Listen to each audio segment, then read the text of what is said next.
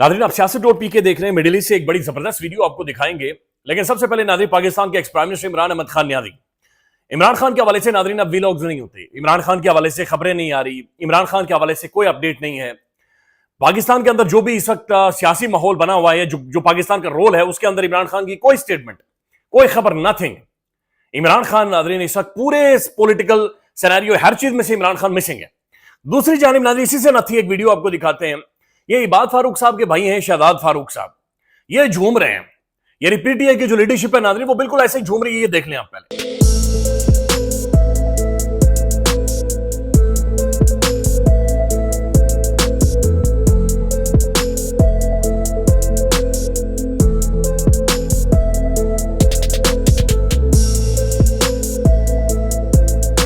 नाज़रीन, असदुल्लाह खान साहब पाकिस्तान के प्रोमिनेंट जर्नलिस्ट, वो अपनी खबर के ऊपर कायम हैं कि कौमी असेंबली के अंदर अपोजिशन लीडर महमूद खान अचकज़ई साहब, जिनके लिए इमरान खान ने पूरा जोर लगाया, पूरे निजाम के साथ लड़कर इमरान खान उन्हें असेंबली के अंदर अपोजिशन लीडर के तौर पर लेकर आए, लेकिन वो आज अपना मुद्दा स्पीकर के सामने ये रख रहे हैं कि मुझे ज्यादा स्टाफ चाहिए और मुझे महंगी गाड़ी चाहिए। दूसरी जानिब नाज़रीन, सोहेल खान आफरीदी साहब, जिन्होंने एक रिहाई फोर्स बनानी है, वो रिहाई फोर्स आएगी और इमरान खान की रिहाई करवाएगी। उसके हवाले से फेडरल कॉन्स्टिट्यूशनल कोर्ट ने, उसके चीफ जस्टिस ने बाकायदा से आज कह दिया कि कोई ऐसी फोर्स, रिहाई फोर्स नहीं बनेगी। एक कॉन्विक्टेड इंडिविजुअल के हवाले से उन्होंने कहा कि एक बंदा जिसे सजा हो चुकी हो, उसके हवाले से कोई रिहाई फोर्स नहीं बन सकती। फिर उन्होंने मोहतरम सोहेल खान आफरीदी साहब से 10 दिनों के अंदर जवाब भी मांग दिया है।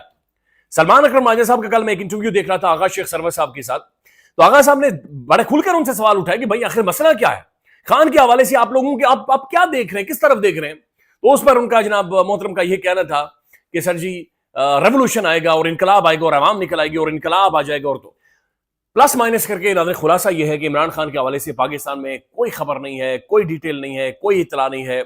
इमरान खान इस वक्त पाकिस्तान के तमाम तर सिस्टम, पॉलिटिकल लैंडस्केप में से मिसिंग। अब नाज़रीन आगे बढ़ते हैं। सबसे पहले ये ईरान की वीडियो देखें। ईरान में नाज़रीन पाकिस्तान की हिमायत में रैली निकाली गई। ईरान की बहादुर दिलेर कौम, बहादुर सरजमीन, पाकिस्तान जिंदाबाद के नारे लगा रही है। पाकिस्तान का सब हिलाली परचम वहां पर लहरा रहा है। ये वीडियो देख ले, बड़े खूबसूरत मनाज़िर है।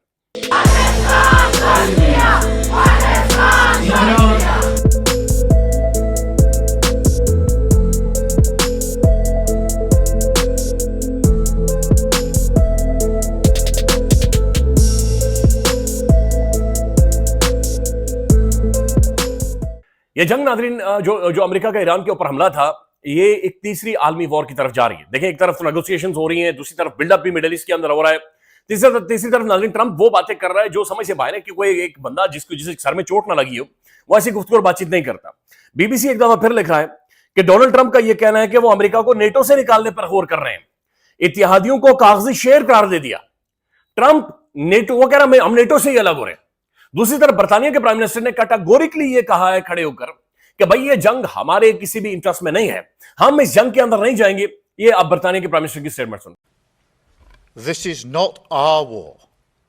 We will not be drawn into the conflict. That is not in our national interest. And the most effective way we can support the cost of living in Britain is to push for de-escalation in the Middle East. एक और statement Donald Trump की नाज़रीन, हम बहुत जल्द यहां से निकलने वाले हैं, यानी ईरान से निकलने वाले। अमेरिका कह रहा है आपने हरमुज़ में जो भी हो, इससे हमें कोई सरोकार नहीं है। अगर किसी मुल्क को खलीज फारिस से गैस या तेल चाहिए तो वो खुद अपना बंदोबस्त करे।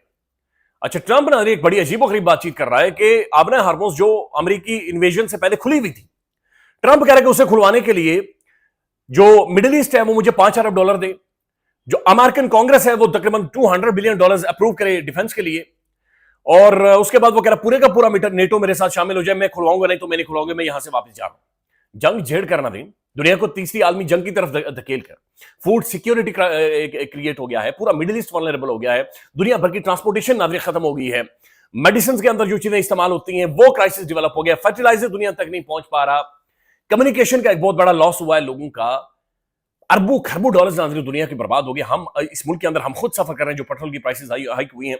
ट्रंप ये कह रहा है कि मैं यहां से निकलने वाला हूं, और ना सिर्फ मैं यहां से निकलने वाला हूं बल्कि मुझसे ये स्ट्रेट ऑफ हॉर्मुज़ नहीं खुलती, जिसने खुलवानी है वो खुलवा ले। डोनाल्ड ट्रंप के नाज़रीन statements. We'll be leaving very soon, and if France or some other country wants to get oil or gas, they'll go up through the Strait and Hormuz Strait. They'll go right up there and They'll be able to fend for themselves. I think it'll be very safe, actually, but we have nothing to do with that. What happens in the Strait, we're not going to have anything to do with. Because अब नाज़रीन, Trump कह रहे हैं straight of Hormuz खुलवा लें, लेकिन दूसरी तरफ जो ईरान है उनकी जानिब से जवाब आया है। बीबीसी रिपोर्ट कर रहा है कि आपने हॉर्मुज़ आपके अलावा सबके लिए जरूर खोलेंगे। यानी ईरान ये कह रहा है कि आपके अलावा या आपके इत्तेहादियों के अलावा स्ट्रेट ऑफ हॉर्मुज़ सबके लिए खोली जाएगी और वो खुलेगी। अब देखिए, ये बात समझे नाज़रीन कि जो स्ट्रेट ऑफ हॉर्मुज़ है, ज़ाहिर उसका अमेरिका का उससे ताल्लुक नहीं है, या वेस्ट भी शायद सस्टेन कर लेगा, लेकिन जो क्वेड का हिस्सा है, भारत हो गया, ऑस्ट्रेलिया हो गया, जापान हो गया, ये सर्वाइव ही नहीं कर सकते स्ट्रेट ऑफ हॉर्मुज़ के बगैर। यानी इनका सर्वाइवल ही नहीं है। और फिर जो फर्टिलाइजर वहां से एक्सपोर्ट नहीं हो पा रहा, वहां से नहीं निकल पा रहा, उसकी वजह से पूरी दुनिया सफर करेगी, चूंकि कीनिया, इंडिया, उसके बाद ब्राजील, ये तमाम तर ममालिक मिडिल ईस्ट से फर्टिलाइजर लेते हैं। तो ईरान ये कह रहा है कि हम आपके अलावा सबके लिए खोलेंगे और इसके अलावा किसी। अच्छा, एक सर्वे आया है, इसी से नत्थी नाज़रीन, मैं सर्वे आपके सामने रख देता हूं। पहले आपने वो विजुअल्स देखे थे कि अमेरिका में अब लगभग कोई 90 लाख बंदा डोनाल्ड ट्रंप के खिलाफ बाहर निकला, और ये अमेरिका में शायद हालिया तारीख की एक पहली रिजीम है जो कि चेंज होने वाली है। ये जियो न्यूज ने छापा है कि 2/3 अमेरिकी ईरान जंग का फौरी खात्मा चाहते हैं। 2/3 ऑफ द अमेरिकन ये चाहते हैं कि इस जंग का फौरी खात्मा हो। अनप्रोवोक्ड वॉर, बगैर कांग्रेस की मंजूरी के, बगैर कांग्रेस में डिस्कस किए, बगैर नैरेटिव के, बगैर गोल्स के, कुछ पता नहीं है, अमेरिका चढ़ दौड़ा है। और अब ये बाकायदा से अमेरिका के अंदर ना सिर्फ लोग प्रोटेस्ट कर रहे हैं, जांच कर रहे हैं, बल्कि अब ये कहा जा रहा है कि अमेरिका के अंदर लोग 2/3 यानी 2/3 of the majority of American ये समझते हैं कि भाई फौरी तौर पर इस जंग का खात्मा होना चाहिए और ये जंग अब मजीद ना चले। अच्छा, बीबीसी की एक और खबर है इसी से न थी कि अमेरिका को कितना लॉस हो गया है। ईरान जंग से अमेरिका को रोजाना $2 अरब का नुकसान हुआ है। $2 billion daily per day America को लॉस हो रहा है। अभी तक नाज़रीन लगभग 35 से 36 बिलियन ऑफ डॉलर्स अमेरिका का नुकसान हो चुका है। ये दुनिया की सबसे एक्सपेंसिव वॉर है जो कि अमेरिका के लिए पड़ी हुई है। लेकिन नाज़रीन, इसी दौरान जो बड़ी एक मेजर इंटरेस्टिंग डेवलपमेंट है, चाइना और पाकिस्तान की जानिब से मुतफिका तौर पर जो 5 नुकात या 5 पॉइंट सामने आए हैं कि इन बुनियादों के ऊपर सीज फायर हो सकता है। अच्छा, इसमें यह बात लिखी हुई है कि जो ईरान है उसकी इंटेग्रिटी, उसकी सोवरेनिटी को रिस्टोर करवाया जाएगा। इसके ऊपर एक बड़ा इंटरेस्टिंग कमेंट है, और ये कमेंट है लेफ्टिनेंट जनरल नईम खालिद लोधी साहब का। अच्छा, लोधी साहब लिखते हैं कि ये फेस सेविंग मूवमेंट भी है अमेरिका के लिए। वो लिखते हैं कि face saving movement just arrived, the importance of Pakistan deputy prime minister and foreign minister Isaac Dar visit to the China, where he meet his Chinese counterpart, cannot be overemphasized in the current environment. The 5-point statement immediately provides a face-saving opportunity for the United States, as it can shift the responsibility of opening the Strait of Hormuz directly to the shoulders of the China and the Pakistan.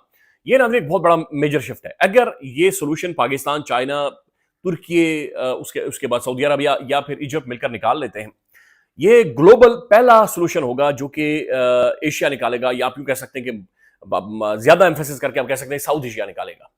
ये पूरा एक shift आ रहा है कि जहां पर जो mediate करवाने वाली लीडरशिप है उनके पीछे कोई वेस्ट की फोर्सेस नहीं है, वेस्ट की लीडरशिप नहीं खड़ी हुई, वेस्ट की एडवाइस नहीं चाहिए, बल्कि अपने तौर पर एक बड़ा जबरदस्त किस्म का रोल नाज़रीन इस वक्त नजर आ रहा है कि जो प्ले हो रहा है।